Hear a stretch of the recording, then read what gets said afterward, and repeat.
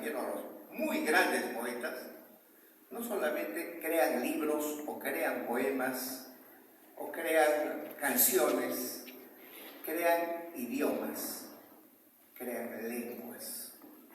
Dante Alighieri creó el italiano actual.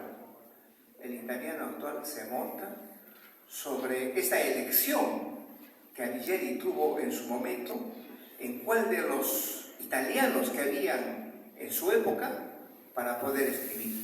Y escogió una lengua llamada vulgar, que hablaban las mujercillas. Así dicen los críticos. Yo creo que son muy sofisticados en decir las mujercillas, sino que hablan las mujerzuelas, que habla el pueblo llano. Entonces, con ese lenguaje construyó sus poemas. Gamaliel Churata, que ya ha citado Paul, ¿no?, busca que el escritor nuevo escriba en una lengua propia, en una lengua americana, que obviamente es el español, pero el español modificado. El español que ahora hablan los españoles no es el español que hablaba hace 50 años. Ha sido completamente modificado por la presencia de los migrantes de todo el mundo, pero en especial de los latinoamericanos. Y en especial por César Vallejo, que con su modulación ha cambiado el sentido del idioma. ¿Y qué hace triste? ¿Qué es triste? Es el intento de escribir en una nueva lengua, y lo ha logrado. Félix Grande, que es un poeta español de la generación del 50, cuenta que él, su familia y su hija se reunían para leer a Vallejo, y que a veces eran reuniones familiares insoportables porque casi siempre terminaban llorando. Porque esa es la vibración de Vallejo, ¿no? Es un poeta que conmociona, es un poeta que remueve al espíritu, que remueve las fibras más sensibles del ser humano. Yo escribo sobre mi tierra, escribo sobre los caballos, escribo sobre el amor, escribo sobre las cosas que se acaban en el mundo. Y así los poetas tienen temas para escribir. Cada quien tiene un tema para escribir. Vallejo tiene un tema, que es la especie humana. Desde su primer poema, que es Los heraldos negros, hasta el último de sus poemas, De España aparta de mí este cáliz, que es un conjunto de himnos a la Guerra Civil Española. Me olvido de decirles que voy a hablar poquito, porque después voy a volver a hablar, porque vamos a presentar la película de Roberto Alave, que es una película muy interesante, muy bonita, y decía que el poeta César Vallejo habla sobre la humanidad, sobre la especie humana, sobre el ser, la existencia, el no ser, el dolor, el hambre, el sufrimiento. Vale la pena vivir. Habla sobre la esperanza, sobre la solidaridad, y va fijando algunos términos. A eso Marta Nusshaus le llama justicia poética. Dice que el poeta va fijando sensaciones, emociones, va determinando, va creando sellos, iconos verbales. Y eso es lo que hace Vallejo en relación al ser humano. Y obviamente, ya en Los heraldos negros, se adelanta a los grandes filósofos del siglo XX, ¿no? Fundamentalmente a Heidegger, ¿no?, que es el gran filósofo alemán, que habla sobre el ser. Vallejo habla sobre el ser. Yo les quería leer un poema de Vallejo, en el entendido que estamos en el centenario de Vallejo y rendimos homenaje a Vallejo, que ha sido una fiesta mundial como lo ha dicho Paul, a Vallejo se ha celebrado en todas las partes del mundo, un poco menos en el Perú, un poquito menos en Lima, porque, por ejemplo, en Trujillo, un poeta ha convocado a 12.000 estudiantes que han leído al unísono, a una sola voz, un poema de Vallejo, de Trilce, perdón, específicamente de Trilce. Me parece que es Elian Novoa, si no me equivoco.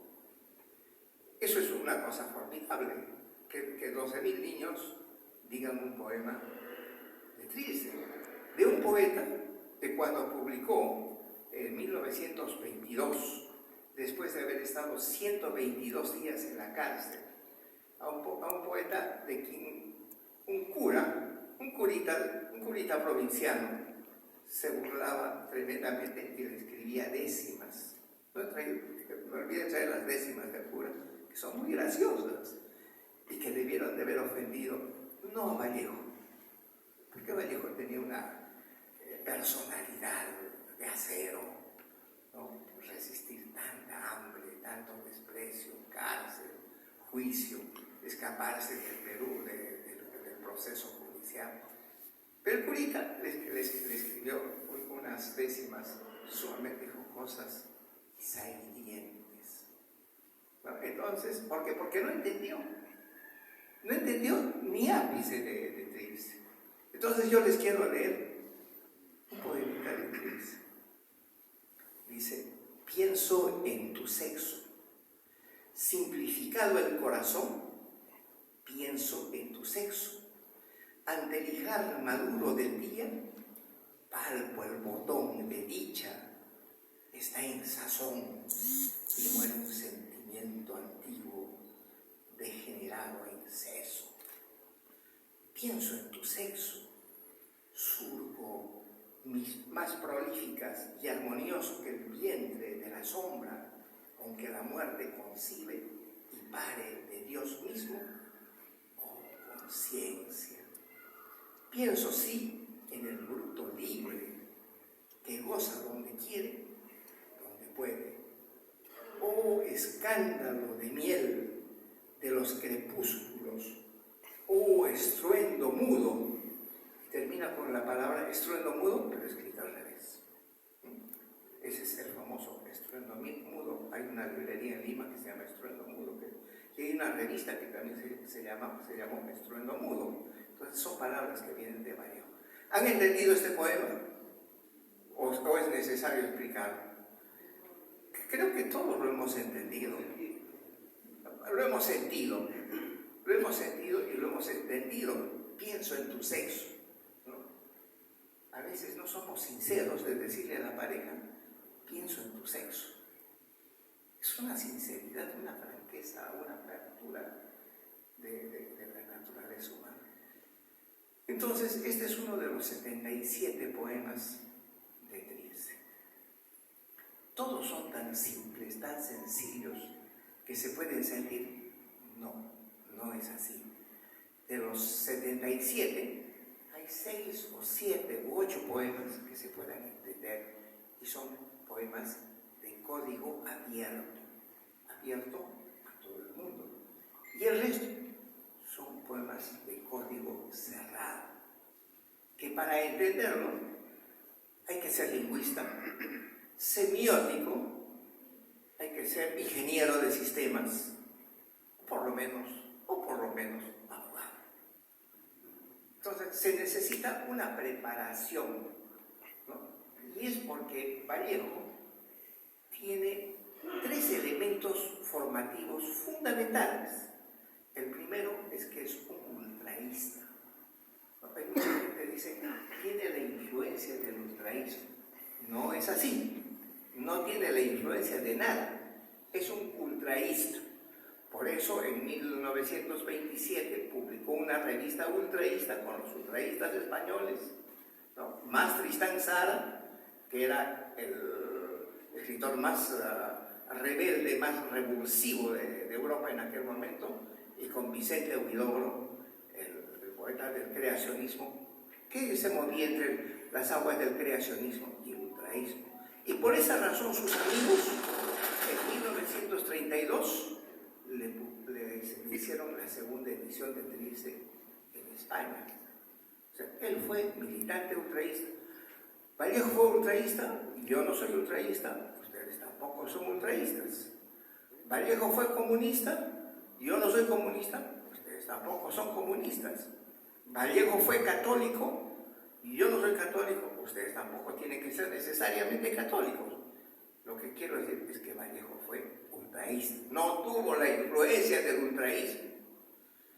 Vallejo, además de ser ultraísta, fue barroco andino, y lo que llama Enrique Bayón, tiene un barroco industrial, un barroco nuevo, un barroco moderno, que se explica con dos palabras, que son la acumulación y la disposición.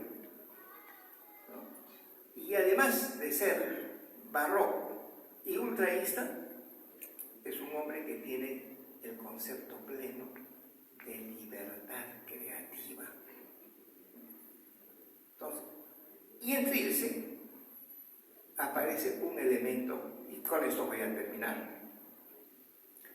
Con Trilce aparece un elemento muy interesante, que de los 77 poemas, 16 poemas no están afectados por el lenguaje del número. El resto tienen como lenguaje el número. Es un lenguaje cifrado. El número sirve, así como la palabra sirve para nominar. Ustedes recordarán la famosa anécdota de 100 años de soledad, cuando viene una fiebre, una peste, en que todo el mundo se olvida, y entonces la gente tiene que poner un nombre a las cosas. La palabra sirve para nombrar, para nominar, para designar. En cambio, el número sirve para asignar, para cifrar, para delimitar. Cuando vamos a la bodega y pedimos 6,5 kilos de arroz, estamos pidiendo 6,5 kilos de arroz, no estamos pidiendo ni 7, ni 5.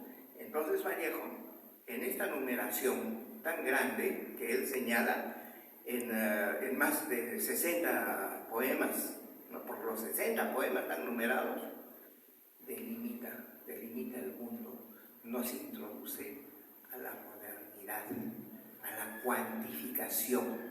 La mente humana actual, toda mente actual citarina, cuantifica, y eso está en los Heraldos Negros.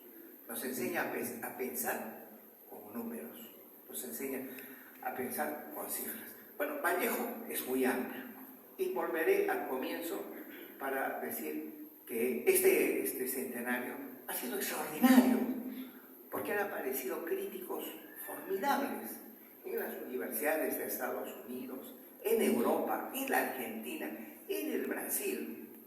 Bueno, no faltan piratas, no, en ningún lugar faltan pirañas, pero por lo general son críticos formidables.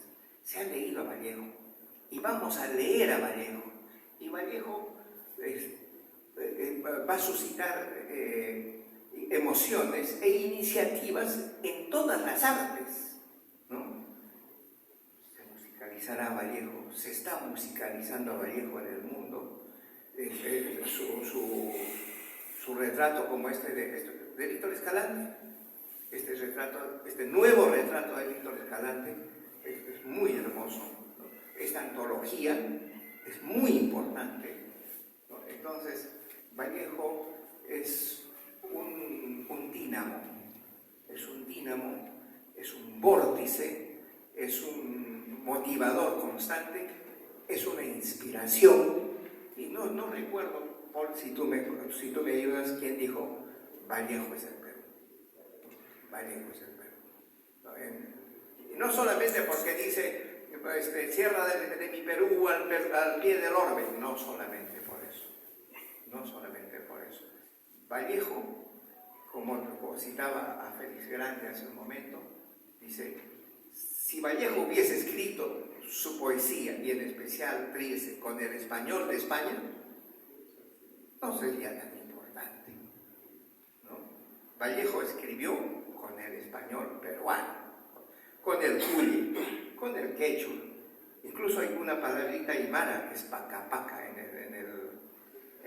los heraldos negros, la palabra paca es una palabra aymara, ¿no? Entonces, bienvenidos todos al corazón de Vallejo, incluido yo también, bienvenidos al corazón de Vallejo, ¿no? Que también ha incitado, ha inspirado a Roberto Baldabe a la producción de este Vallejo para todos, ¿no? Hay una forma de ser peruano, ¿no? Ser hermanos en Vallejo. Este hombre que anhelaba tanto la solidaridad, ¿no? que quería que se levantara con el amor de todos los humanos